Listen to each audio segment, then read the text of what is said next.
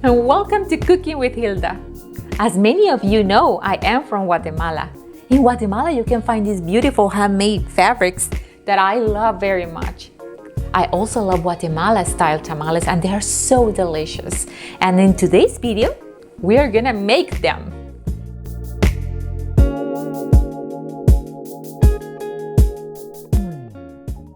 To make Guatemalan style tamales, you will need to make a sauce that is called the Recado.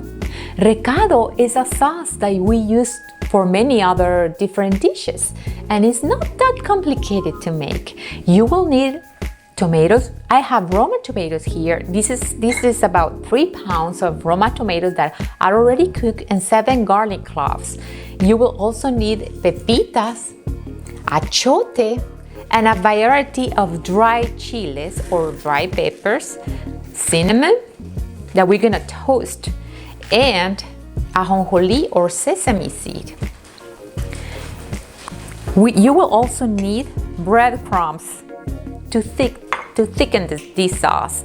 And these chiles, you will have to leave them soaked in warm water overnight. These are already soaked and clean.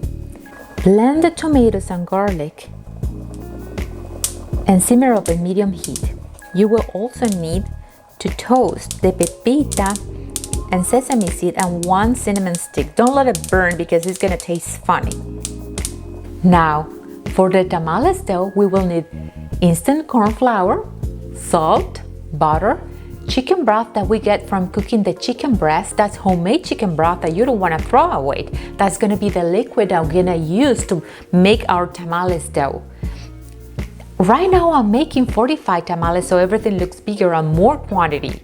But I'm going to leave the exact amount you will need to make 12 tamales in the description section, so don't worry. Now, the fun part has arrived, and it's assemble our tamale. For this process, you will need banana leaves, and you can find them in the frozen section in your convenience store.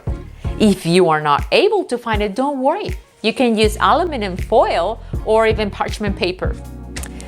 So we are going to start with the same amount of dough for each tamal. You want them to be the same size so they can cook in the same amount of time.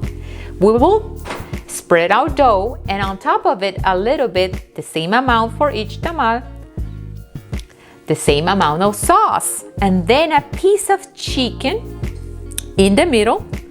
And we're gonna use a ciruela, that is a prune. It has to be pitted, it's better. It doesn't have to, but it looks better. Then 1 olive and couple of raisins. You can see in this camera how they're looking. I'm gonna use a pepper, a little piece of pepper, and 1 serrano pepper if you like to be even more spicy.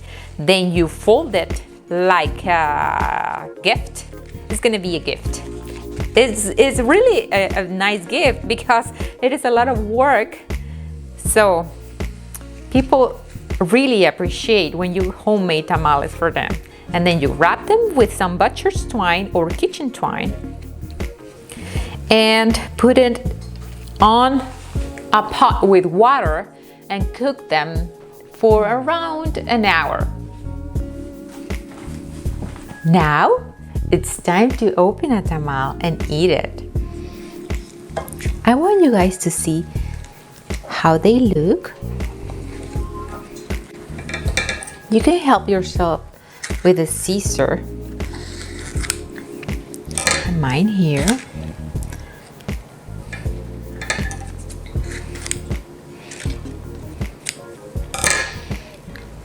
And this is how the tamal is gonna look. I don't know if you can see it in this camera.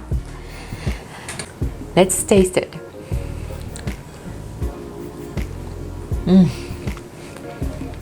Delicious. Thank you guys again for being here in Cooking with Hilda. Don't forget to subscribe, like, and follow. See you guys next time.